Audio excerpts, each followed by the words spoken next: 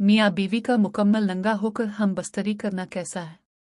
नाजरीन, आज हम एक ऐसे मसले पर गुफ्तगू करेंगे जिसके बारे में बहुत से मियाँ बीवी के जहन में सवाल पैदा होता है, लेकिन शर्म व हया की वजह से अक्सर लोग पूछ नहीं पाते। सवाल यह है कि क्या मियाँ बीवी का मुकम्मल नंगा होकर एक दूसरे के साथ सोना और इसी हालत में हम बस्तरी करना जायज़ है या नहीं। आज के सबक में ये मसला समझते हैं। अल्लाह ताला ने कुरान मजीद में फरमाया, वो तुम्हारे लिए लिबास हैं और तुम उनके लिए लिबास हो। इस आयत से मालूम होता है कि मियाँ बीवी एक दूसरे के लिए हलाल हैं, इनके दरमियान पर्दे के वो अहकाम नहीं जो दूसरे लोगों के साथ हैं।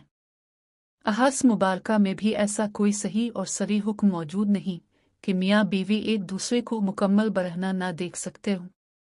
बाज़ लोगों में एक रवायत मशहूर है कि अगर मियाँ बीवी एक दूसरे की शर्मगा देखें तो बीनाई चली जाती है या औलाद अंधी पैदा होती है, लेकिन मुहद्दिसीन ने ऐसी रवायत को ज़ईफ़ बल्कि बेअसल करार दिया है, लिहाजा उन पर अक़ीदा रखना दुरुस्त नहीं। अलबत्ता मुकम्मल बरहनगी से बचना ज़्यादा बेहतर, बाहिया और मुस्तहब है। अगर कोई कपड़ा या चादर ओढ़कर हम बस्तरी करे तो ये इस्लामी हया के ज़्यादा करीब है। लिहाजा अगर कोई मियाँ बीवी मुकम्मल नंगे होकर हम बस्तरी करते हैं तो इससे ना निकाह टूटता है, न कोई गुनाह लाजिम आता है, क्योंकि शरीयत में इसकी वाज़ेह ममानात साबित नहीं।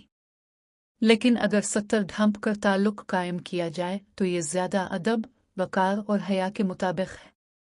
इसके साथ एक बात हमेशा याद रखनी चाहिए कि इस्लाम ने मियाँ बीवी के ताल्लुकात में चंद हुदूद मुकर्रर की हैं। मसलन, हालत हैज़ में मुबाशरत करना हराम है।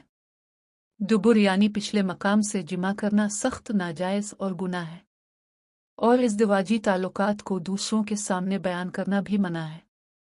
इसलिए मियाँ बीवी को चाहिए कि वो शरीयत की हुदूद का ख्याल रखते हुए एक दूसरे के हुकूक अदा करें और अपने ताल्लुक़ को मोहब्बत, हया और एहतराम के साथ कायम रखें।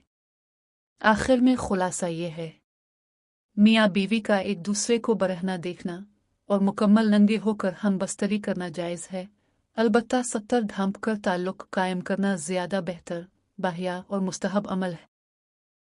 ताल्लुक़ कायम करना ज़्यादा बेहतर, बाहिया और मुस्तहब अमल है।